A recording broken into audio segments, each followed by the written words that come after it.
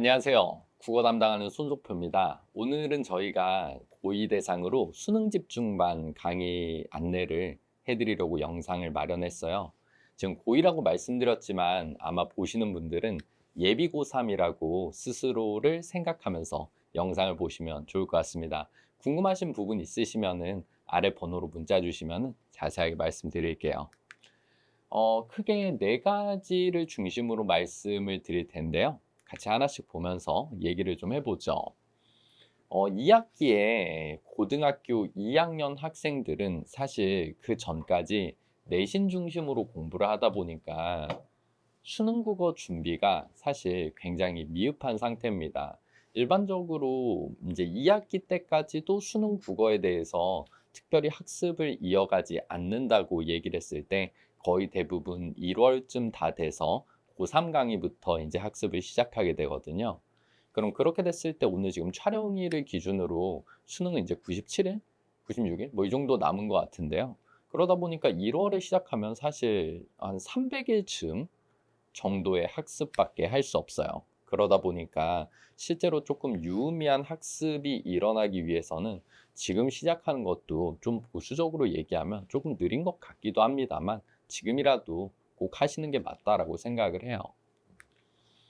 그 다음에 학교에서는 독서, 교과서를 가지고 내신을 보기 때문에 본인이 학교에서 공부하는 게 1학기 때는 문학 중심으로 공부를 했었다면은 이제는 좀 비문학 중심으로 학습을 좀 하게 되다 보니까 비문학 학습량이 전반적으로 늘어나고 있는 상태일 거예요. 그런데도 불구하고 사실 한자를 배우던 세대가 아니니까 아마 이 영상 거의 대부분 학생분들이 아니라 학부모님들이 많이 보실 거라고 생각하는데요. 영상 보시는 학부모님들 같은 경우에는 저도 포함해서요. 학교 다닐 때 이렇게 한문을 열심히 이렇게 외우셨던 세대잖아요. 저도 그랬거든요. 근데 이제 한문 교과서 자체도 없고 한자 자체를 학생들이 잘 알지 못해요. 그러다 보니까 어떤 비문학 독해에 있어서 사실 어휘력이라는 게 굉장히 중요한데 그런 부분들이 조금 어렵다라고 얘기를 하더라고요. 그래 본인 딴에는 많이 읽었는데 왜 늘어나지 않을까라고 얘기를 했을 때 본질적인 어휘력의 한계가 조금 있어서 그런 것 같습니다. 현재 상황에 대해서 말씀을 드렸고요. 그래서 이런 것들을 어떻게 대비를 좀 해야 될까라고 얘기를 했을 때 이제 심화학습에 대한 얘기를 할 건데 아마 여름 강의 수업 안내 들어보신 분들은 기억나실지 모르겠는데 여름 강의에선 제가 심화학습에 대해서 어떻게 말씀을 드렸냐면 단순히 어려운 게 심화학습이 아니라 어떻게 보면은 직접 뭔가를 맞이해서 크게 배울 수 있는 요소들이 심화학습이다. 이런 식으로 말씀을 조금 드렸던 것 같은데요. 이번 교재에서는 조금은 고난이도,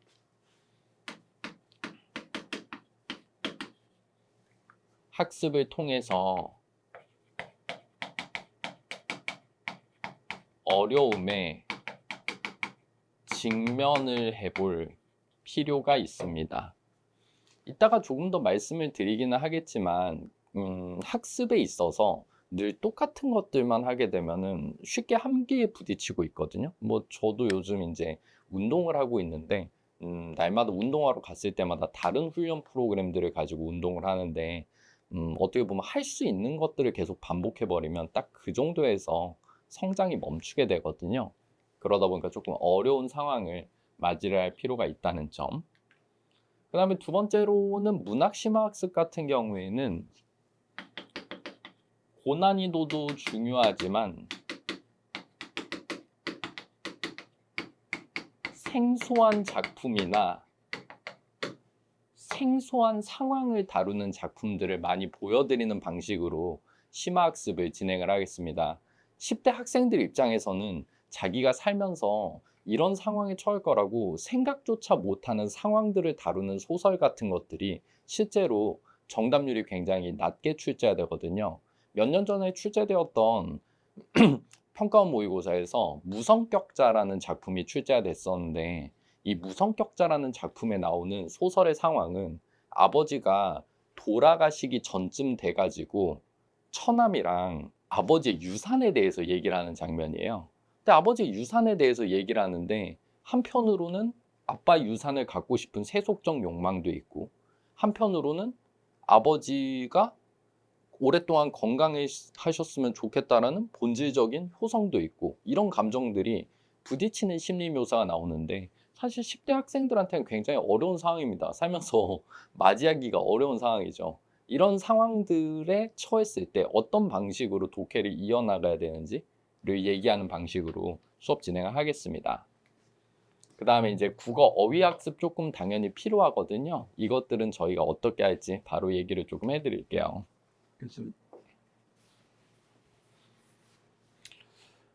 기본적으로 능력이라는 것은 반복과 숙달입니다. 아까 말씀드렸듯이 문학 심화학습에서 생소한 작품이나 생소한 상황을 많이 보여드릴 거라고 말씀을 드렸는데요.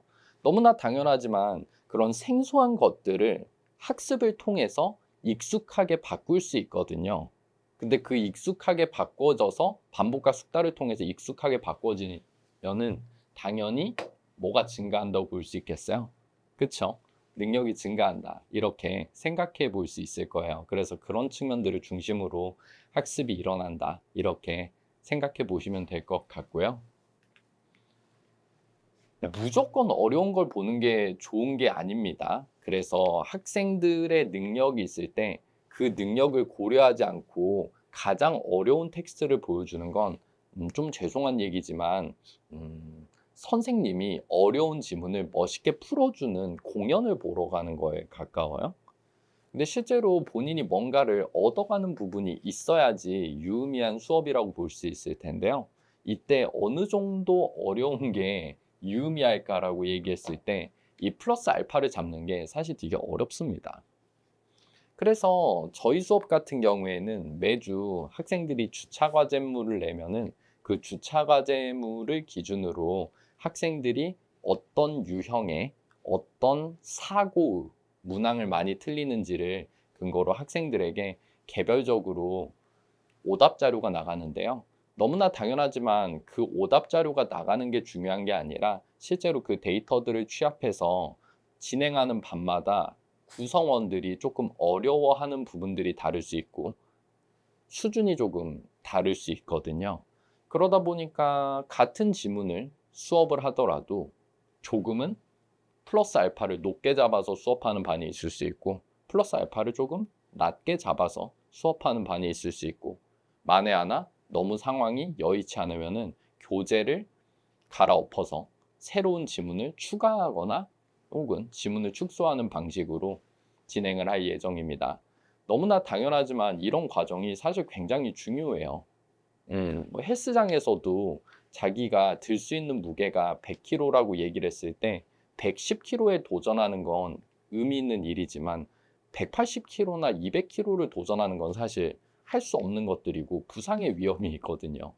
그러다 보니까 어떤 이 플러스 알파를 맞춰 나가는 과정에서 단순히 선생님의 감에 기반해 가지고 잡는 게 아니라 학생들이 실제로 주차 과제물을 내면 그 주차 과제물 피드백 자료를 근거로 수업 난이도를 미세 조정한다. 이렇게 이해하시면 될 것 같아요. 그 다음에 세 번째로는 저희가 지금 진행하는 친구들은 사실 꽤 만족도가 높거든요. 아침 7시에 카카오톡으로 10문제 정도 날마다 어휘 문제를 보내드리고 있어요. 그래서 총 학습에 대략 10에서 15분 정도가 소요가 되거든요. 실제로 푸는 데는 한 3, 4분 정도면 10문제 다 푸는 것 같고요. 그리고 해설까지 꼼꼼하게 읽어봤다라고 치면은 한 10분에서 15분 정도 씁니다. 이 정도 시간이 딱 아침에 학교 가면서 버스 안에서 풀거나 지하철 안에서 풀거나 하기 좋은 시간이라고 생각해서 제가 이 정도 시간에 아침에 학습할 수 있게 날마다 이제 보내드리고 있거든요. 그러다 보니까 이런 것들이 지금은 별거 아닌 것 같지만 꾸준히 쌓여가지고 좋은 결과를 가져오지 않을까라고 기대를 하고 있어요. 그래서 이번 수능 집중반 강의에서는 총 10회가 진행될 예정이고 5회 그리고 휴강 5회 이렇게 두 번에 걸쳐 가지고 진행이 될 예정인데요. 당연히 독서와 문학에 대한 학습 필수적으로 진행을 하게 될 거고요.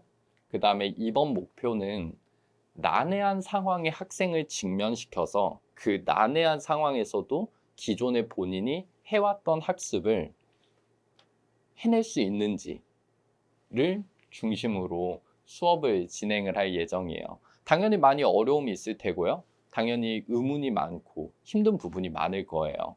그것들을 저희가 조교님이 진행하는 게 아니라 제가 직접 나와 가지고 진행을 하는 클리닉이 진행이 됩니다.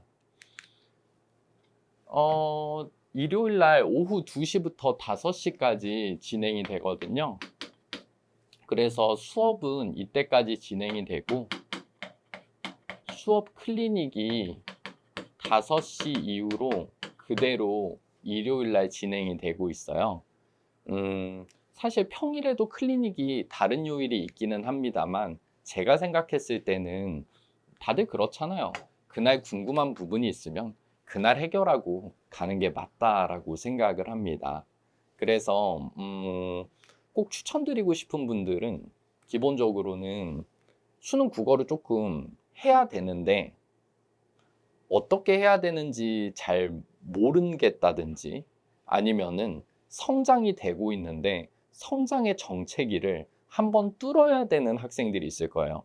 사실 가장 추천드리고 싶은 분들은 뭔가 학습을 열심히 해왔는데 어느 순간 그 벽에 막혀서 그 벽을 지금 못 뚫는 학생들이 분명히 있거든요.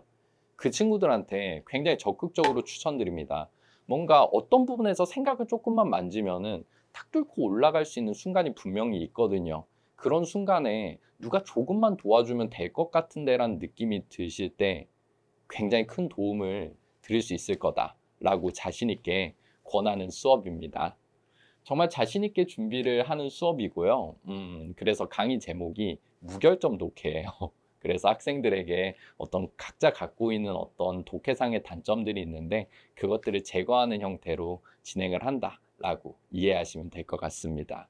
자, 여기까지 말씀드렸어요. 저는 강의실에서 기다리고 있겠습니다. 감사합니다.